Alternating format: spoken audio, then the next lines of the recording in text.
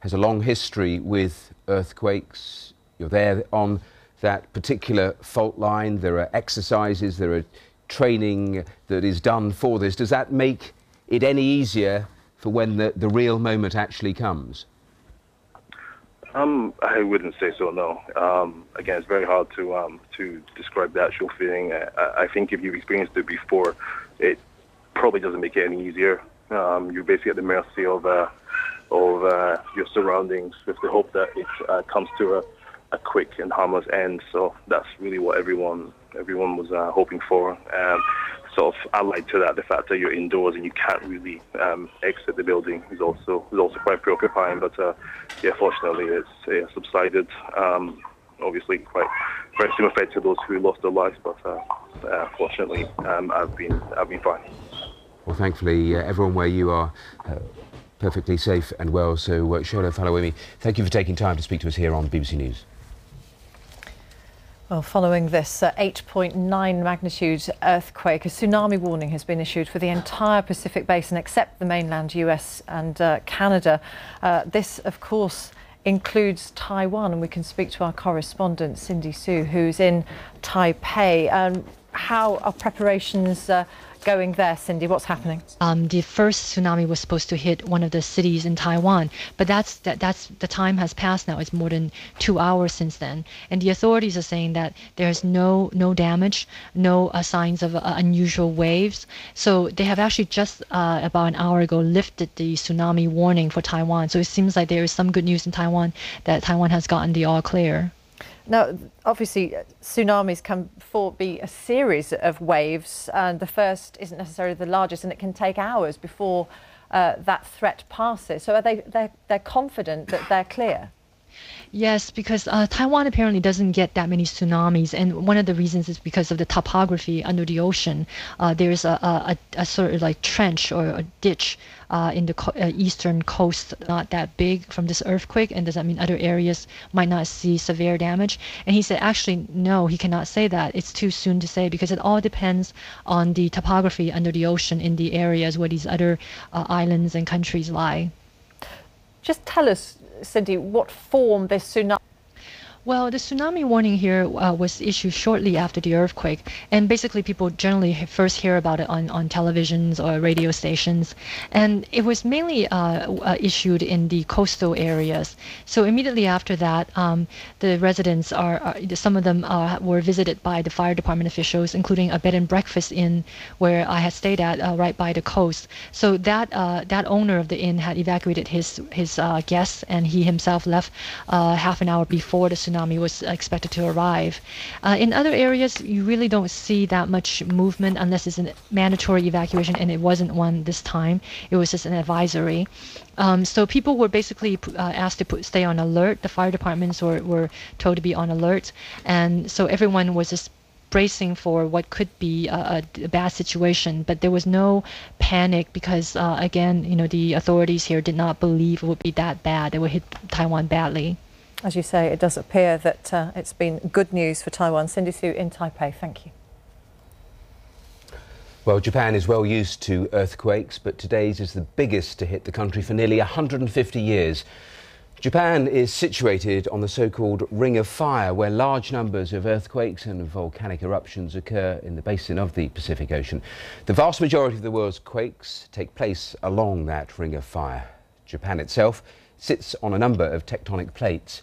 The sudden bending or breaking of any plate can trigger an earthquake. But worth telling you that the New Zealand authorities have now downgraded their particular tsunami threat that had been issued. They say that there is now only a marine threat for New Zealand. These are the pictures, of course, of the whirlpool that we saw created by the tsunami with that boat. Look at that, trapped in the middle. Now, as you continue to look at the pictures, let me also tell you what Reuters is reporting out of Tokyo. They talk about a ship, not this one that you're seeing in the picture, but a ship carrying 100 people has apparently been swept away by the tsunami after its hit earlier in the day. Only one line, no other information and detail about that ship, but clearly of some concern that a ship carrying 100 people swept away during the course of the tsunami a little earlier.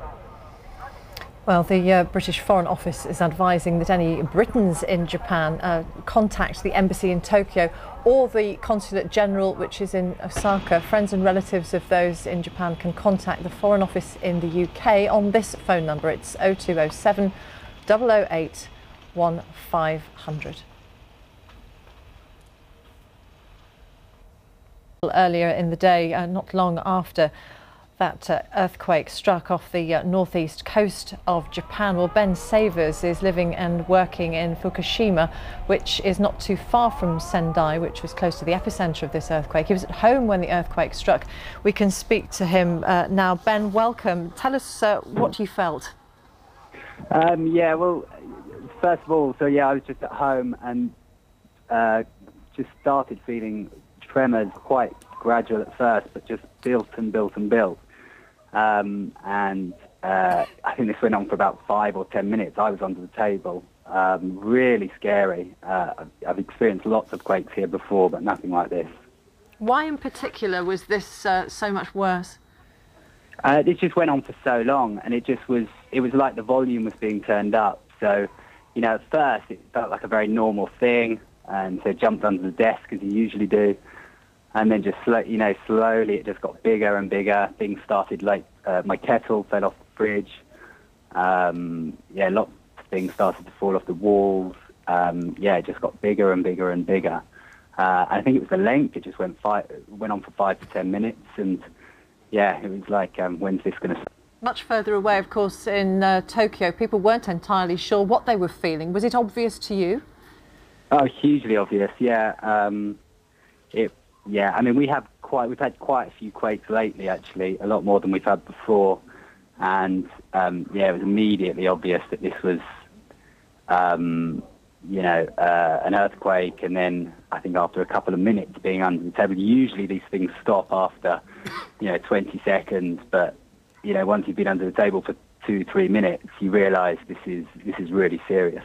What have the wider effects been for you, other than obviously in your home? Outside, what can you see? There's lots of fire engines kind of going along outside. We've also had a blackout the other side of town. We're about, I think, 250 kilometres from the epicenter, so we've been affected quite badly. There's a blackout the other side of town, so I'm currently at my friend's house, and we've got families from the other side of town are now in the same apartment. In fact, the wife of one of my co-workers, she still can't get in contact with her family that are living in Sendai, which is obviously the place that's been affected by the tsunami. So, people are quite worried, quite scared. We've heard in other parts of the country, communications by phone are very difficult. Where are you getting your information from about how the authorities are responding in Japan? We're just getting it all from the internet. My internet's not working, actually, but this is actually why I came next door to my friend's place. So we're just using the internet to find out what's going on. But certainly mobile phones are not working, so I'm using Skype to speak to you now.